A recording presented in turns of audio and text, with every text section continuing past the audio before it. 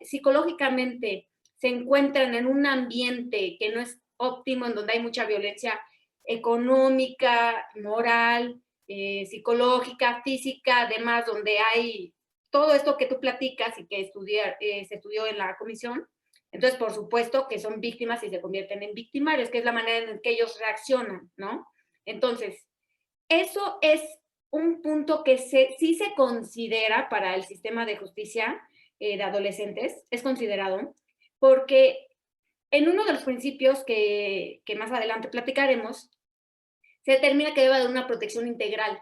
Se debe de ver caso por caso cómo es que la persona menor de edad cometió el ilícito, cómo se cometió, cuáles son las circunstancias. Entonces, sí se toma en cuenta, por supuesto, se debe de ver en un entorno completo de cómo la persona menor de edad tiene relación familiar, escolar, etcétera. Pero no es en sí que sea víctima o victimaria el fundamento de que existe ese sistema, sino lo que platicamos minutos antes, el trato diferenciado. Al final pertenece a un grupo que consideramos en derechos humanos como vulnerables, que son las personas indígenas, personas con discapacidad, los menores, las mujeres, etcétera. Estos grupos vulnerables que es un grupo que es, pues no quisiera mencionar minoría, porque las mujeres no somos minoría, pero es un grupo que puede verse con mayor vulnerabilidad en sus derechos humanos. Entonces, este trato diferenciado justificado en la comprensión, en el desarrollo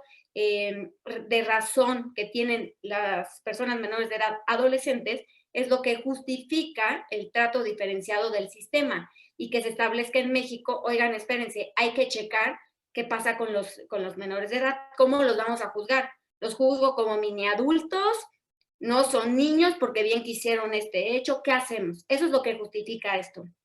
Ahora, respecto a en México cómo se ha ido desarrollando, tenemos que entender que también universalmente, y sobre todo en México, han existido dos modelos de justicia para adolescentes. Uno primero, que es el de modelo tutelar o de situación irregular, que ya no está vigente, y el de protección integral, que es el que se encuentra.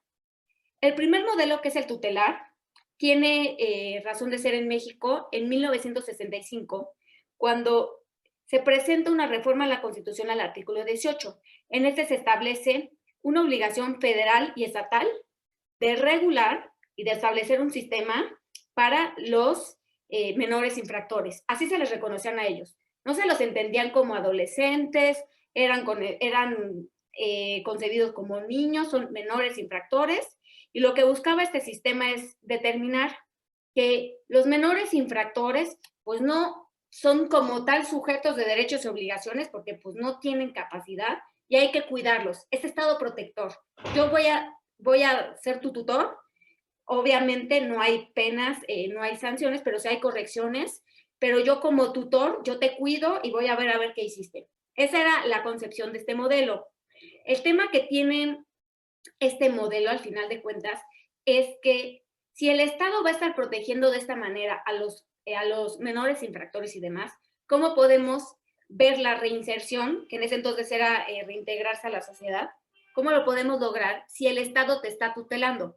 Que en un símil, las personas que estamos en contacto con tema de derechos humanos, de discriminación o de personas con discapacidad, lo podemos entender. Este modelo que ha existido muchísimo tiempo de tutela, de interdicción, etcétera, y pasamos a otro modelo que es el modelo social donde decimos, oye, a ver, las personas con discapacidad tienen una capacidad graduable, etcétera.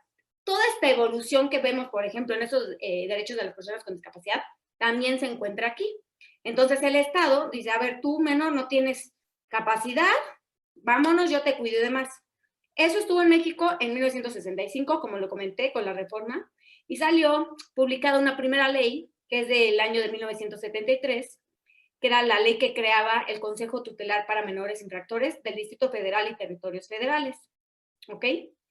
Eso en un primer aspecto. ¿Cuál es el cambio de paradigma para que nos encontremos en el modelo que actualmente estamos, que es el de responsabilidad o protección integral?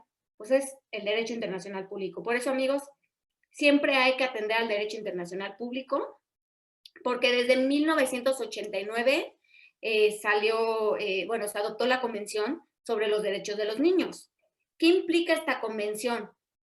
Que se le reconozca a los niños derechos y obligaciones. Si a un niño se le reconoce un derecho y una obligación, significa que es responsable. Eso es lo que es.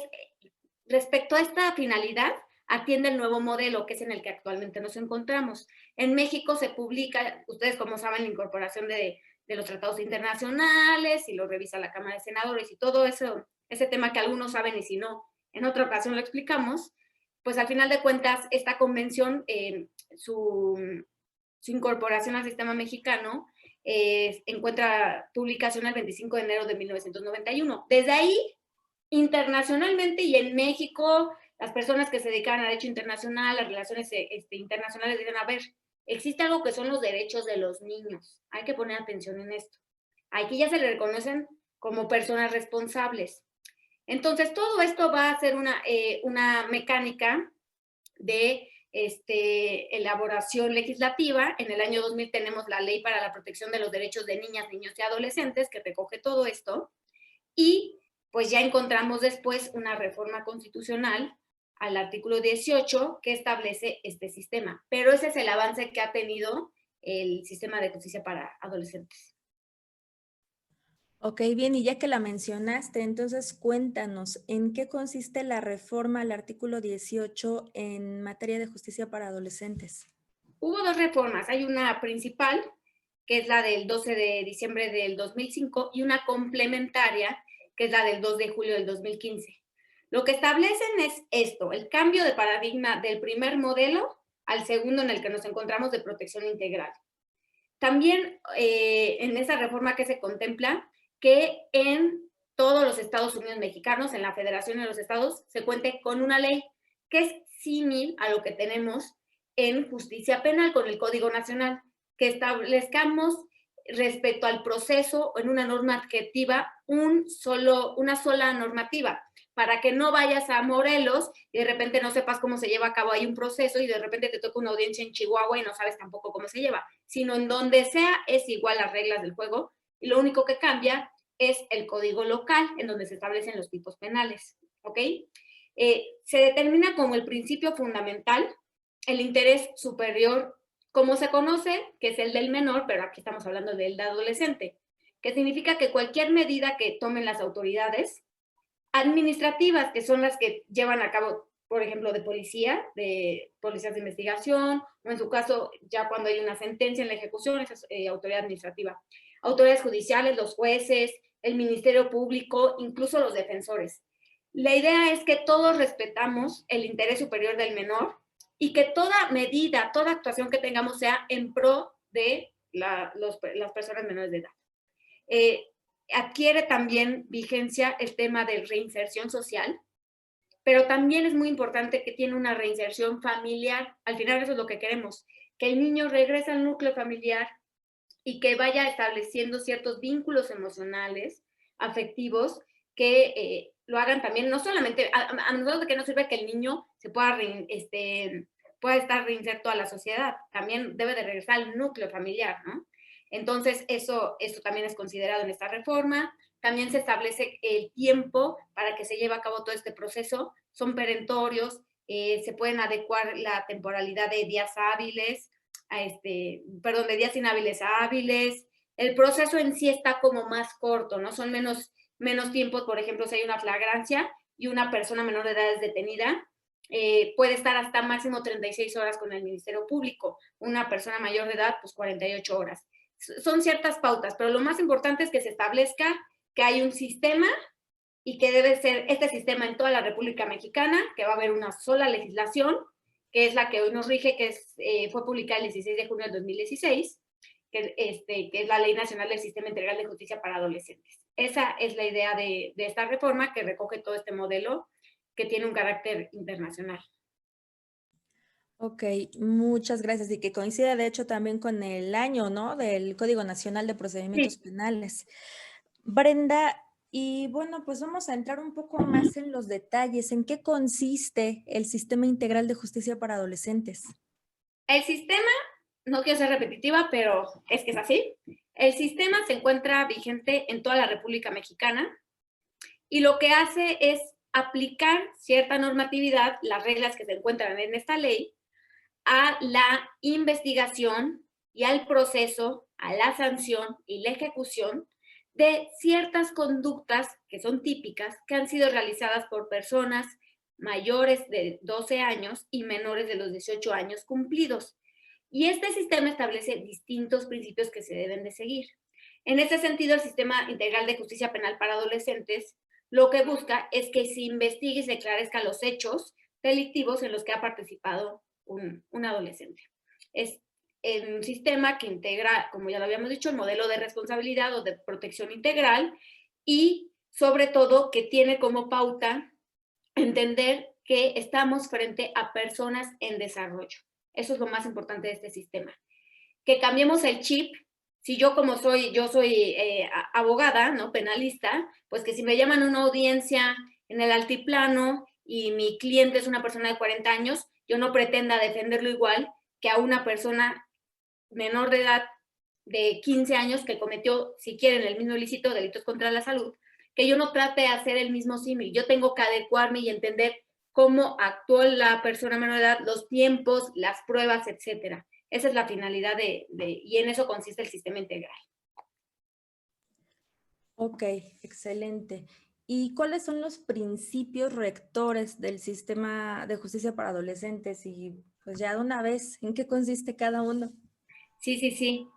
Bueno, tenemos que partir, si ustedes ubican bien en el 20 constitucional, ahí se establecen los principios rectores de todo el sistema penal.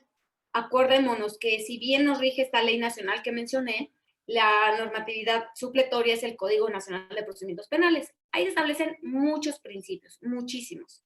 Pero los principios que se establecen para el sistema penal acusatorio, que se rige por el Código Nacional, son aplicables aquí. El principio de publicidad. Como ustedes saben, las audiencias son públicas. Aquí en el sistema de justicia para adolescentes hay una particularidad respecto a las audiencias. Pueden ser a puerta cerrada, aunque el menor puede pedir que sea a puerta abierta. Pero la publicidad a eso se refiere, que no sea a puerta cerrada, en donde con el anterior sistema que es el inquisitivo no se sepa si el juez está resolviendo o es el secretario. A eso se refiere por publicidad.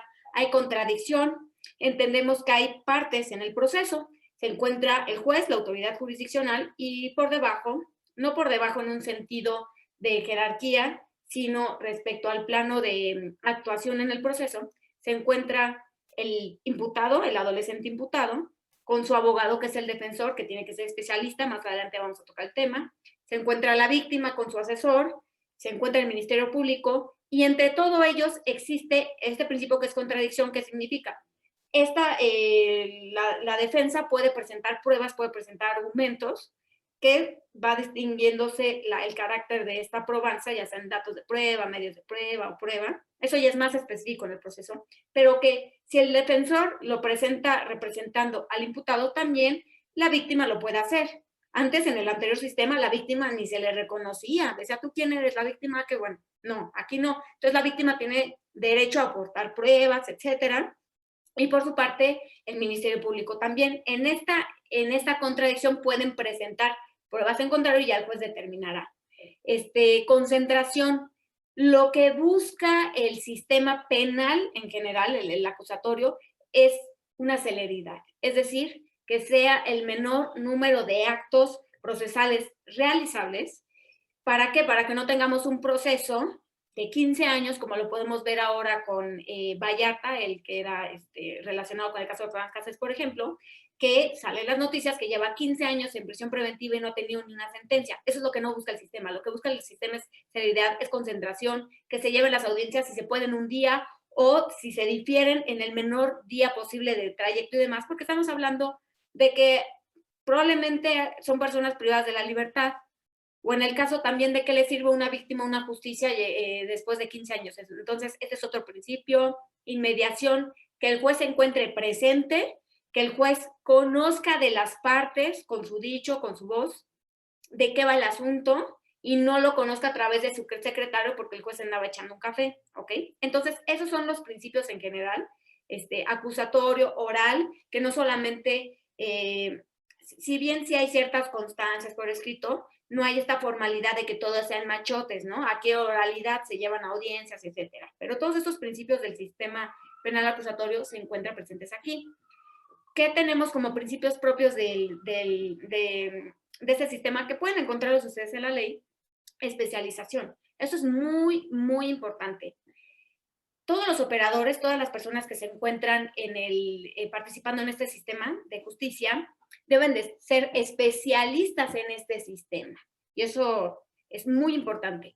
Son jueces que solamente se dedican a juzgar y a conocer estos asuntos. Son especialistas en juzgar a adolescentes. Ya tienen ese chip que no solamente adquirieron porque ya se levantaron y dijeron, quiero juzgar a adolescentes. No, viene de un estudio. Deben de estudiar cursos, especialidades, diplomados, etcétera. Entonces, eso es muy importante. Los jueces, los ministerios públicos también son fiscalías especializadas en atender esos casos. Los que intervienen policías, todo el tema de medidas cautelares, etcétera. También los abogados, es muy importante. Yo sí quiero representar algún adolescente imputado o una persona probable responsable, tengo que tener una especialidad. Tengo que tener un curso, debo de conocer de qué va el sistema, porque los tiempos cambian. Los tiempos me refiero a los plazos procesales, por la manera en que se debe de atender esto, etcétera. También, si tienes a una víctima relacionada en un caso así, pues debe de ser un asesor especializado. Ese es un tema. Están presentes también todos los principios de derechos humanos que sigue el debido proceso penal. Ley más favorable, hay un tema de reinserción social y familiar, no discriminación, presunción de inocencia, todos esos principios que ustedes ya conocen, pero el más importante en este sistema es el de la especialización. Y el hecho de que te unes a nuestra plantilla de profesores es una maravilla porque ya lo decíamos en alguna cátedra con alguno de nuestros ponentes.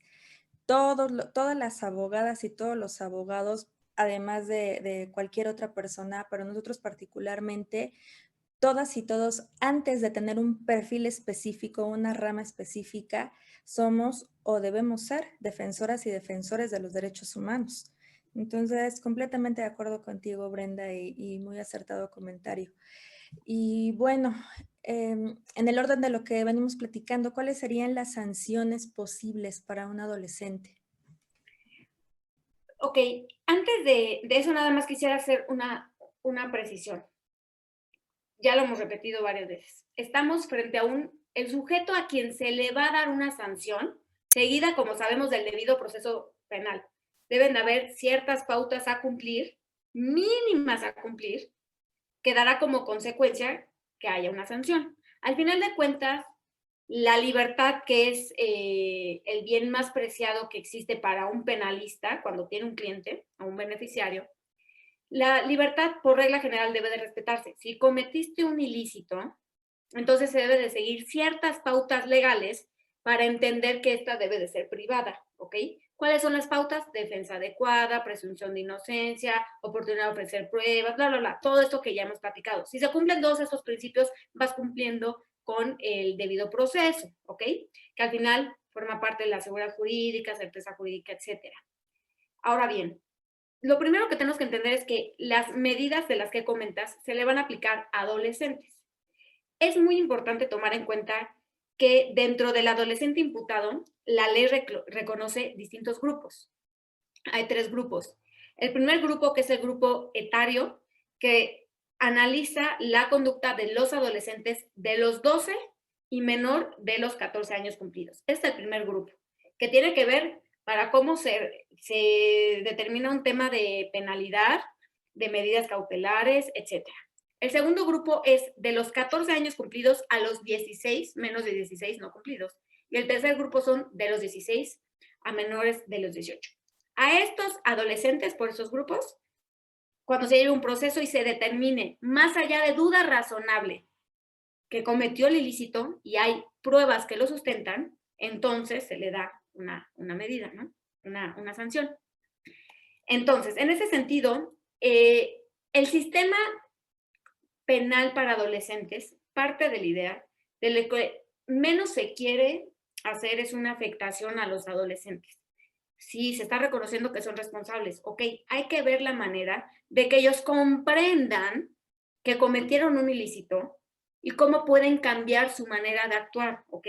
Entonces, con esta flexibilidad en las medidas de sanción, la ley establece medidas no privativas de la libertad y medidas privativas de la libertad. Vamos a empezar por las medidas privativas de la libertad. La ley establece que en ciertos delitos va a existir la privación de la libertad. ¿En qué delitos? Y ahí se establece en el artículo, en el 164, secuestro, trata de persona, homicidio doloso, extorsión agravada, cuando se cometen asociación delictuosa. Son ciertos delitos. Ahí hay un listado que los invito a que lo lean. Estos van a traer como consecuencia que se prive de la libertad. Ahora bien, este sistema es flexible y de verdad es ajeno, no quiero decir ajeno, pero sí es distinto al sistema penal acusatorio, que incluso si estás privado de la libertad hay 3 modalidades. La primera es la estancia domiciliaria, es decir, como prisión domiciliaria. Las personas menores de edad se encuentran en su domicilio, no pueden salir de su domicilio, pero por supuesto, pues hay que estudiar o incluso igual pueden tener algún trabajo, cumplir con un tema de comunidad social. Entonces, pueden salir a la escuela y demás y tienen que regresar a su casa. El segundo es el semi-internamiento, en donde las personas menores de edad viven en su casa con su familia y demás, pero los fines de semana, ciertos días festivos, tienen que internarse a los centros. Y en esos centros de tratamiento, ¿y qué hacen? No solamente es internarse, no es oye, métete y duérmete ahí todo el día, ¿no? Todo el fin de semana. O ahorita viene el puente y ya te toca. No. Sabes que hay actividades escolares, hay actividades culturales, sociales, deportivas dentro del centro y lo que buscamos es que los menores entiendan que cometieron algo y que ni modo, pues tienes que entender, que hacer un taller de tal manera, etc. Y la tercera es el internamiento, ¿ok? Esas son las medidas privativas de la libertad que sabemos que es para ciertos delitos. ¿Cómo podemos notar este respeto a la libertad que impera en todo el sistema penal? Que ven la manera el sistema de justicia para adolescentes que el menor no esté privado de la libertad. Eso está muy padre y está de nivel y con súper respeto a los derechos humanos. Ahora, de los otros delitos que no se encuentran en este listado, entonces son las medidas no privativas de la libertad. Amonestación, supervisión familiar, prohibición de asistir a determinados lugares. Por ejemplo, si cometió un ilícito con un ejemplo, una lesión con un martillo, oye, pues no puedes utilizar este instrumento, prestación a servicios de la comunidad, sesiones de asesoramiento colectivo, no poseer armas, abstenerse a viajar en el extranjero, etcétera. Estas son medidas que también pueden ser consecuencia de haber cometido un ilícito. De acuerdo, muchas gracias. Y bueno, entonces, ¿cuáles dirías tú que son las diferencias fundamentales entre el tratamiento legal de las conductas delictivas cometidas por un adulto respecto de las cometidas por una persona adolescente en México? Ok, el primero y el importante, sin ánimo de ser reiterativa, pero así debe ser, es la especialización. Si no tienes esta especialización, un curso, un diplomado, algo por el que tú demuestres, oye, yo sí sé de justicia para adolescentes porque ya lo estudié, porque tengo este certificado que viene de la SEP, etcétera, no lo puedes llevar. Entonces, ese es lo primero. Para llevar a cabo audiencias, o ir a audiencias o participar en el sistema penal acusatorio, si bien como tal la ley no te exige esta especialización, sí te exige una defensa técnica adecuada, eso es real. Puedes ir a una audiencia y si más o menos confundes términos y hablas de auto de formal prisión y estás en una vinculación, pues el juez puede darse cuenta que no estás en óptimas condiciones jurídicas, técnicas para llevar ese caso, porque no vas a saber cómo defender a tu cliente. Entonces, si bien no se exige como tal una especialidad, sí debes de tener pues, una noción de cómo es el sistema penal acusatorio, el estándar del probatorio, etcétera. Aquí necesariamente se necesita haber estudiado el sistema penal para adolescentes. Ese es el primero. El segundo, como ya lo vimos, las medidas de sanción, para no repetir. Uno, tercero, los plazos. Eso es muy importante. Las etapas como tal que se llevan en un procedimiento penal, aquí son las mismas. Hay una etapa inicial que puede ser con o sin detenido. Sin detenido, ¿qué implica? Que una persona presenta una denuncia o una querella, se hace una investigación y se determina un probable responsable. Si el probable responsable que se determina es una persona menor de edad, pues lo citan a audiencia o libran orden de aprehensión y demás. Eso es igual. Cuando estamos frente a una flagrancia, es decir, que la persona menor de edad, adolescente, esté cometiendo el delito y lo observan, lo cachan, todo eso, como dicen, de lo cacharon con las manos en la masa, todo eso es flagrancia, para que lo entendamos los que no somos abogados. Eh, ¿Qué cambio tenemos? La temporalidad, como ya lo había mencionado. Una persona es detenida y es puesta a disposición del Ministerio Público. Literal, llevan al adolescente con el Ministerio Público. El Ministerio Público no puede tener al adolescente consigo haciendo investigaciones más de 36 horas, a diferencia de las 48 horas que sí hay. Puede estar justificado que por ese caso se necesitan las 48 horas y como excepción lo hacen. Ese es un primer aspecto, que es un tema de temporalidad. Lo llevan a una audiencia. Si consideran que esta persona menor de edad sí cometió el ilícito y demás, entonces lo van a llevar a una audiencia con el juez, ¿ok? Seguimos en la primera etapa, que es la de investigación. Entonces, una vez que se lleva con el juez, lo que va a suceder es que se lleva a cabo una audiencia inicial.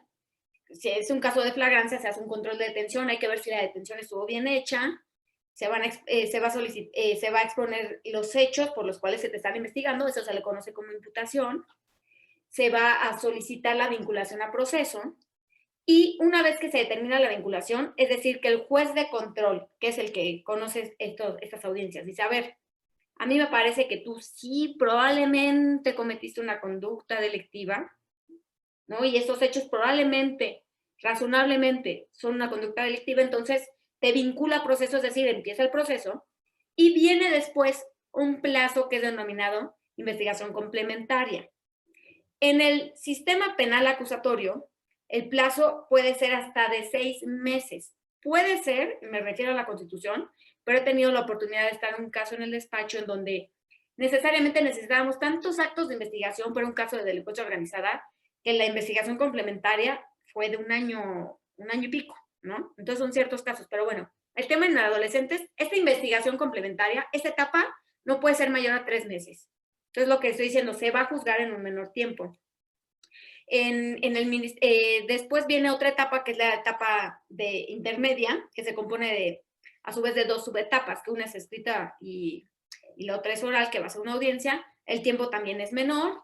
En las medidas cautelares, la prisión preventiva o la medida cautelar de internamiento máximo puede ser de 5 meses. Aquí en el sistema penal normal, pues lo que les estoy diciendo es que si hay investigación complementaria de 6 meses, pues podríamos tener un caso de 6 meses. Pero si de aquí a que se lleva tu audiencia de juicio es un año, pues vas a estar privado de tu libertad un año. Aquí no, aquí se establece el máximo de 5 meses. Y el tema de la audiencia de juicio, que puede ser privada. Por respeto, al final de cuentas, de esta persona menor de edad que está en vía de desarrollo, pues lo que no buscamos es que la gente lo identifique y que hayan pasado 10 años y diga, tú de chiquito eras el Chucky y hiciste esto porque yo te vi, porque te conozco, etcétera. Eso es lo que busca. Entonces, como tal, procesalmente, esos son ciertos aspectos que veo que distinguen al sistema de justicia para adolescentes del sistema en general. Pero lo más importante es el tema de especialización. Eso es un tema que tenemos todos los abogados que tener presente, porque si no tenemos esa especialización, ese diplomado, pues pueden haber agarrado a tu hijo y no vas a poder, no puedes acompañarlo como abogado. Eso también es un tema importante aquí. Estamos hablando de menores de edad que necesitan un apoyo emocional. Aquí se permite que los vaya acompañando el padre, el tutor, una persona que emocionalmente represente para ellos una figura importante de cariño, su padrino y demás. Ese también se le va haciendo un acompañamiento en este sentido. Pero esos son los temas diferenciadores que encuentro entre los sistemas. Dale.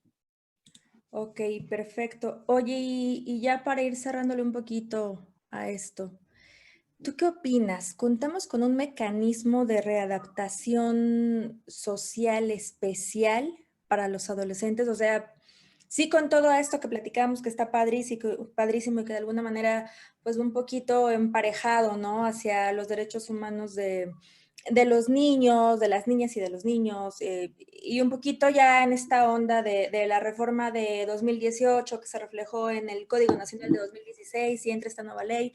Y bueno, pero el resultado, la realidad, ¿Sí existe una readaptación social para los adolescentes hacia donde nos encaminen todas estas herramientas? Ah, pues a mi consideración no existe ni en el sistema penal acusatorio del Código Nacional ni en este, porque igual simil, la intención aquí se tiene, la intención se tiene. Si respetamos todos estos principios, si respetamos el interés superior del menor o del adolescente y demás, deberíamos de tener una reinserción, sí, pero podemos ver en muchos estudios, entrevistas, donde tan no se logra la reinserción que podemos encontrar a las personas que son reincidentes. De repente otra vez tú, y entonces son personas menores de edad que ya su conducta habitual es cometer ilícitos. ¿Esto de qué nos habla? Pues no logramos que comprendieran que estaban cometiendo un ilícito. Entonces, ¿cómo se van a reinsertar a la sociedad? No cambiaron. Entonces siguen delinquiendo y van a cumplir la mayoría de edad y entonces ya van a formar parte de las otras cifras. Ese es el tema. Yo considero que en México hay muchas fallas en un tema de prevención. Todo está centrado en el proceso, pero lo que es prevención y lo que es ya el tema de ejecución de sanciones, que tiene que ver todo con la reinserción, está olvidado, está súper olvidado. Tiene que ver, y se puede ver en actitud incluso, hay manera en que ellos puedan estudiar, hay manera en donde ellos puedan trabajar, etcétera, pero estamos logrando una falla. Probablemente sí hay casos de menores que se reinsertan y demás, claro, pero la falla lo pueden ver y Reinserta saca, bueno, se dedica a eso y sacan muchos estudios y salió el de la Comisión Nacional y la local, pues realmente este cambio de mentalidad, este cambio psicoemocional y esta reingresar a la sociedad no lo veo. La intención está así, falta mucho, no sé si también es un tema de políticas públicas, pero falta. La verdad es que es triste porque al final de cuentas ya ellos están encaminados a seguir delinquiendo siendo mayores de edad, ¿no? Entonces, ahí estamos fallando. ¿En qué? En muchas cosas. Porque en papel yo considero que está bien. O sea, la ley está hecha para que los menores, o sea, se les respetan hasta sus derechos sexuales, o sea, está bien, incluso, y no se discrimine, y etcétera. Pero es más un cambio de actitud de las autoridades, de las personas que presentan el sistema, ¿no? Que seguramente, pues, el trato que le dan son de chamacos regañados, ¿no? En vez de darles el estatus de, eres una persona responsable, cometiste esto, no estuvo bien, refórmate, estudia y demás. Pero bueno, eso no es solo un tema de justicia para adolescentes, sino es un tema de todo el sistema penal. Eso es un problema que tenemos. Y pues nada, Dalia, seguir trabajando y estudiando para poderlo cambiar poco a poco.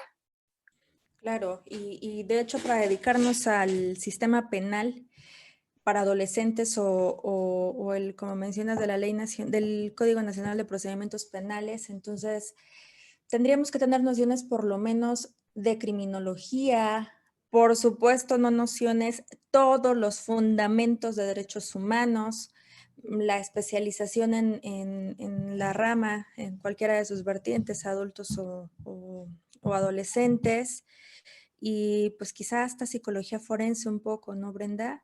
100%. Y mencionas y haces mucho énfasis en esto, en la capacitación. Esta es la Sí, parte padre. ¿Dónde la encontramos, Brenda? pues contigo yo creo que la en tu centro, es la idea. Irnos empapando y necesitamos de ti, Dali, necesitamos que en este centro se dé este curso, estos diplomados, especialidad, la modalidad que ya se determine, para que todos que nos están viendo nos podamos comprometer con este estudio para comprender el tema penal de adolescentes y estar en posibilidad. O sea, no solamente es comprender, para comprender, pues descargas la ley, te la memorizas, la entiendes, compras libros y ya. El tema es estar en posibilidad de ejercer y desarrollar todo lo que aprendiste. Entonces, pues tú dime, Dalí, ahora sí que es tu tema. Pues les presento a nuestra querida Brenda, se une a nuestro cuerpo académico. A partir de los primeros meses del año próximo estaremos trabajando con ella, especialista en derechos humanos y abogada penalista. El tema que vimos el día de hoy y además de la capacitación responsable con todos estos aspectos y perfiles que hemos mencionado, también estaremos incorporando la certificación en justicia para adolescentes. Manténganse atentos y al pendiente, ella va a ser una de nuestras especialistas y bueno, pues nada más que agradecer que nos hayan acompañado el día de hoy. Brenda, muchísimas gracias, es padrísimo platicar contigo, nos faltó tiempo para el chisme previo, pero luego hacemos otro Zoom. Fue más tiempo que vida. Muchas gracias, Ali. Y Un gracias a... abrazote. Gracias, cuídense. Bye. Bye.